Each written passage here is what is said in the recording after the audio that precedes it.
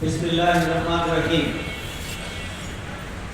বাংলাদেশ জামাত ইসলামী ঢাকা মহানগরী দক্ষিণে ওয়ালি থানা কর্তৃক আয়োজিত আজকের এই বিশাল কর্মী সম্মেলনে সম্মানিত সভাপতি, সম্মানিত বিশেষ অতিথিবৃন্দ, সমবেত সুধীমণ্ডলী, সাংবাদিক বন্ধুগণ, প্রাণপ্রিয় ওয়ালি থানার সংগ্রামী কর্মী ভাইরা, আসসালামু আলাইকুম ওয়া রাহমাতুল্লাহি ওয়া বারাকাতুহু। আল্লাহ তাআলা শুকরিয়া আদায় করছি আলহামদুলিল্লাহ, যার একান্ত মেহেরবানিতে আমরা 17.5 বছরের জুলুম, নির্যাতন, নিষ্পেষণের মধ্য দিয়ে ছাত্র, তরুণ, যুবকদের নেতৃত্বে 5ই আগস্ট ঐতিহাসিক গণঅভ্যুত্থানের মধ্য দিয়ে আমরা একটি নতুন বাংলাদেশ পেয়েছি আলহামদুলিল্লাহ। এবং আল্লাহ রাব্বুল আলামিন আমাদেরকে স্বাধীন মতো কথা বলার, মত প্রকাশের, সভা সমাবেশের সুযোগ করে দিয়েছেন। এই জন্য আবারও শুকরিয়া আদায় করছি আলহামদুলিল্লাহ। রাসূল করিম সাল্লাল্লাহু আলাইহি ওয়াসাল্লামের প্রতি দুরূদ ও সালাম বর্ষিত হোক সাল্লাল্লাহু আলাইহি ওয়াসাল্লাম। সংগ্রামী ভাই ও বন্ধুগণ, 5ই আগস্টের গণঅভ্যুত্থানের পরে আমরা লক্ষ্য করছি বাংলাদেশের গ্রাম থেকে পাড়া মহল্লা, আনাচে কানাচে এবং রাজধানীর সকল শ্রেণী পেশার মানুষের মধ্যে আলহামদুলিল্লাহ জামাত ইসলামীর ব্যাপারে একটি আগ্রহের জায়গা তৈরি হয়েছে। জামাত ইসলামের বিষয়ে একটা আকাঙ্ক্ষার জায়গা তৈরি হয়েছে। এটি কি জন্য তৈরি হয়েছে? আমাদের ছাত্রদের যে আন্দোলন ছিল, সেই আন্দোলনের স্লোগান ছিল উই ওয়ান্ট জাস্টিস।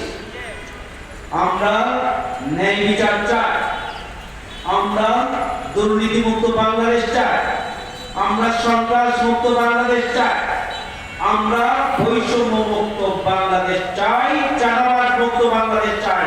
এটি ছিল ছাত্র জনতার আন্দোলনের প্রধান স্লোগান। আজকে আপনারা লক্ষ্য করবেন বাংলাদেশ জামাত ইসলামী তার প্রতিষ্ঠা লগ্ন থেকে সৎ, যোগ্য, দেশপ্রেমিকের নেতৃত্ব তৈরির মাধ্যমে বাংলাদেশকে একটি সুখী, সমৃদ্ধশালী, বসবাসযোগ্য, মানবিক বাংলাদেশ হিসেবে গড়ে তোলার জন্য প্রচেষ্টা চালিয়ে যাচ্ছে।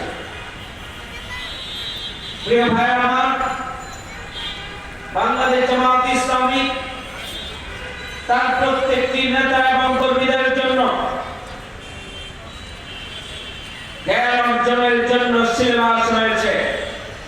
তাদের আমল এবং আখলাককে পরিবর্তন করে তার মধ্যে আল্লাহর ভয় সৃষ্টির মাধ্যমে নৈতিক মানুষ হিসেবে তাকে গড়ে তোলার জন্য জামাত ইসলামীর প্রশিক্ষণ কর্মসূচি রয়েছে।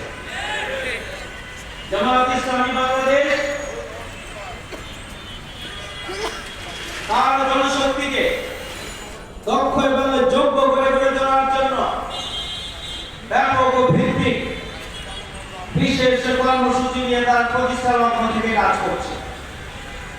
আমরা সকল শ্রেণী পেশার মানুষকে আগামী দিনে নতুন বাংলাদেশ প্রতিষ্ঠার লক্ষ্যে সততা এবং যোগ্যতার সাথে নৈতিক দিক থেকে তাদেরকে সমৃদ্ধ করে নতুন বাংলাদেশ গড়ে তোলার জন্য আমরা প্রতিষ্ঠা লক্ষ্য থেকে কাজ করছি। ছাত্রদের যে আকাঙ্ক্ষা, যে স্লোগান, জনগণের যে আকাঙ্ক্ষা এবং যে স্লোগান, জনগণের যে দাবি, জামাত ইসলামী তার প্রতিষ্ঠা লগ্ন থেকে সেই ধরনের একটি কাঙ্ক্ষিত বাংলাদেশ প্রতিষ্ঠার কর্মসূচি নিয়ে কাজ করছে। সংগ্রামী ভাই বোনেরা, রাজনৈতিক দুর্নীতিমুক্ত বাংলাদেশ করতে হয়, সন্ত্রাস মুক্ত বাংলাদেশ করতে হয়, চাঁদাবাজ মুক্ত বাংলাদেশ করতে হয়। স্লোগান দিয়ে হবে না, প্রয়োজন হচ্ছে সন্ত্রাস মুক্ত, দুর্নীতি মুক্ত, বৈষম্য মুক্ত, দলীয়করণ মুক্ত মানবিক নেতৃত্ব প্রয়োজন। তাই এই নেতৃত্ব সাপ্লাই দেওয়ার জন্যই জামাত ইসলামী বাংলাদেশ তার প্রতিষ্ঠার অগ্র থেকে কাজ করছে। ইসলামী ছাত্র শিবির তার প্রতিষ্ঠার অগ্র থেকে এই ধরনের সৎ এবং যোগ্য নেতৃত্ব প্রতিষ্ঠার জন্য কাজ করে চলেছে। সুতরাং নতুন বাংলাদেশের স্বপ্ন বাস্তবায়নের জন্য একটা অন্যতম ইন্ডাস্ট্রি, একটা অন্যতম উৎপাদক প্রতিষ্ঠানের নাম হচ্ছে বাংলাদেশ জামাত ইসলামী এবং বাংলাদেশ ইসলামী ছাত্র শিবির। সংগ্রামী ভাইরা, আপনারা আজকে ছাত্র জনতার মুখে স্লোগান শুনছেন, দিল্লি না ঢাকা, ঢাকা ঢাকা। 1971 সালে বাংলাদেশকে 9 মাস লড়াই সংগ্রাম করে দেশের দামাল ছেলেরা স্বাধীন করেছিল। কিন্তু আপনারা নিশ্চয় জানেন, কিছুদিনের মধ্যেই স্বাধীনতা চলে গেলে বলে তাকে আমি ফ্যাসিস্ট কায়দায় শেখ মুজিবুর রহমান সাহেব বাদশাহ কায়েম করে সব রাজনৈতিক দলকে নিষিদ্ধ ঘোষণা করেছিলেন। সব ইসলামী দলকে ইসলামী দল করার যে অধিকার সেটিকে কেড়ে নিয়েছিলেন। মানুষের মত প্রকাশের যে অধিকার, সেই অধিকার কেড়ে নিয়ে মাত্র দলীয় 2-3টি পত্রিকা লিখে সফল হয়েছে। ইসলামপন্থীদের উপরে জুলুম, নির্যাতন এবং নিষ্পেষণ চালানো হয়েছে। শুধু তাই নয়, তিনি বাংলাদেশের সকল ইসলামিক কালচার এবং ইসলামিক সাহিত্য, সংস্কৃতি এবং নিদর্শন যেগুলো রয়েছে, বিভিন্ন প্রতিষ্ঠানের নাম থেকে ইসলাম শব্দ মুছে ফেলে দেওয়ার ষড়যন্ত্র করেছে। সংগ্রামী ভাইরা, শেখ হাসিনা ক্ষমতায় এসে তিনি প্রতিবেশী রাষ্ট্রের কাছে বাংলাদেশের স্বাধীন রাষ্ট্রের যে প্রাণ শক্তি, স্বাধীন সার্বভৌম শক্তি, সেটিকে প্রতিবেশী রাষ্ট্রের হাতে বর্গা দিয়েছিলেন। প্রিয় ভাইরা, দীর্ঘ লড়াই সংগ্রাম করে এদেশের রাজনৈতিক দলগুলো যখন এই ফ্যাসিস্ট অপশক্তির হাত থেকে মুক্তি পাওয়ার জন্য দিনক্ষণ গুনছিলেন, 2024 সালে 7 জানুয়ারি নির্বাচনের মাধ্যমে আবার নতুন করে 5 বছর ক্ষমতায় থাকার ষড়যন্ত্রকে বাস্তবায়ন করেছিলেন আওয়ামী লীগ। সেই সময় জনগণ হতাশা নেমে এসেছিল, কিন্তু আল্লাহর পক্ষ থেকে আবাদিনের ব্যবস্থা আল্লাহ করেছেন। এদেশের ছাত্র সমাজ বৈষম্য বিরোধী ব্যানারে আন্দোলন সংগ্রাম করে দীর্ঘ 7.5 বছরের নির্যাতিত নিপীড়িত মানুষ এই আন্দোলনের সাথে সম্পৃক্ত হয় এবং ছাত্রদের নেতৃত্বেই 5 আগস্ট ঐতিহাসিক গণঅভ্যুত্থানের মধ্য দিয়ে শেখ হাসিনা বিদেশে পালিয়ে যেতে ব্যর্থ হয়। সংগ্রামী ভাইরা, বাংলাদেশের জনগণ আজকে মুক্ত, কিন্তু বাংলাদেশের জনগণ ওই ফ্যাসিস্ট শক্তিদের দোষর, ওই শেখ হাসিনার দোষর, আওয়ামী লীগের দোষর, যারা এখনো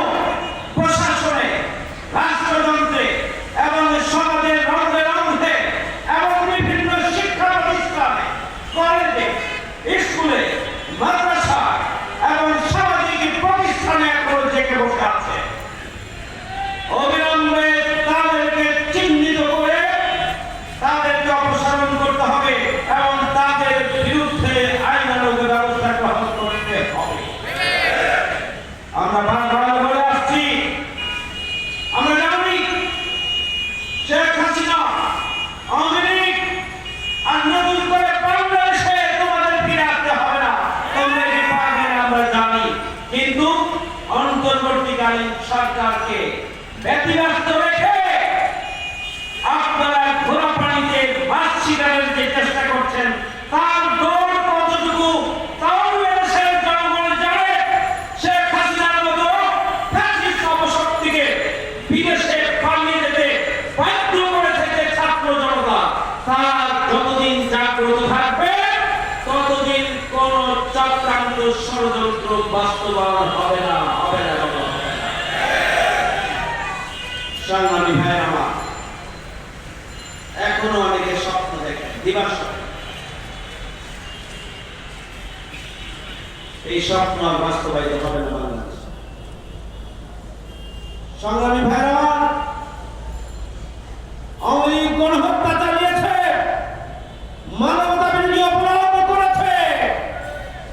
এই গণহত্যাকারী মানবতা বিরোধী অপরাধী দল আওয়ামী লীগকে নিষিদ্ধ করতে হবে।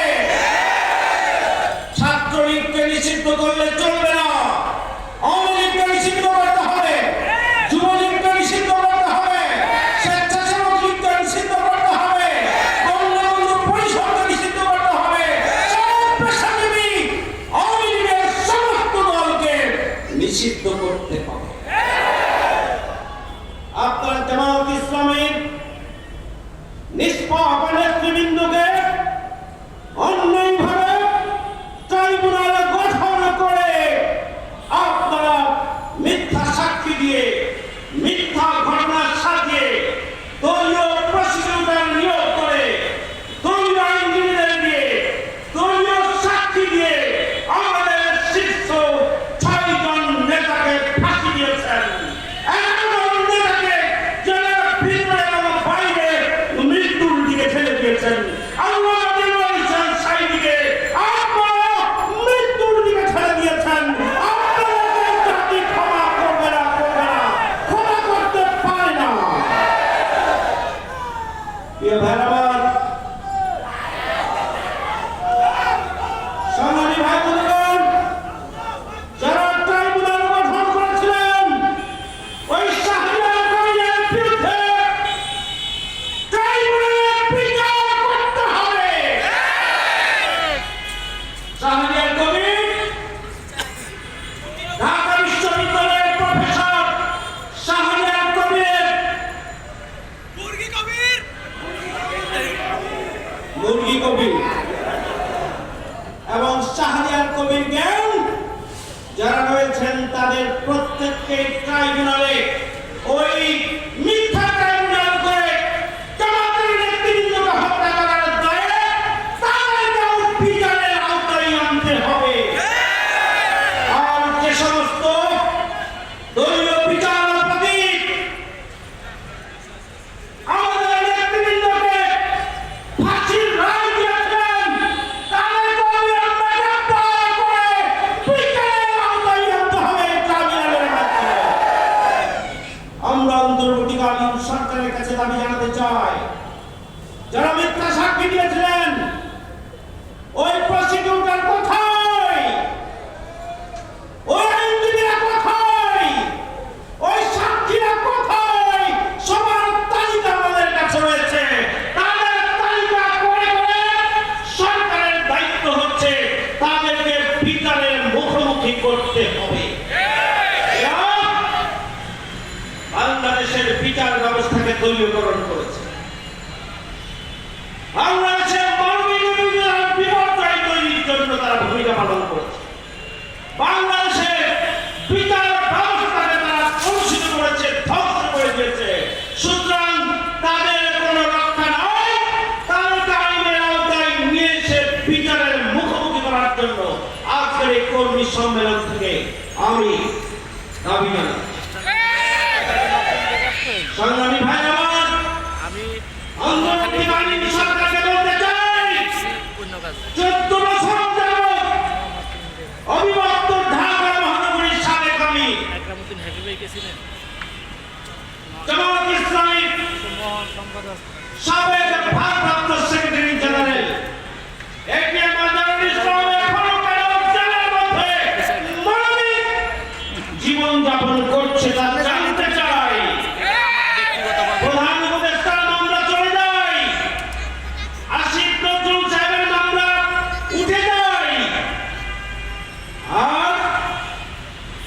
এটিএম আজহারুল ইসলাম এখনো মুক্তি পায় না, এটা হতে পারে না। এটা ছেলে ছাত্র জনতার বিরুদ্ধে নেমে অবিলম্বে তাকে মুক্তি দেওয়ার ব্যবস্থা করা হোক। সংগ্রামী ভাই আমার, কিছু কিছু বিষয় নিয়ে আমাদের অন্তর্বর্তীকালীন সরকার লুকোচুরি খেলছে।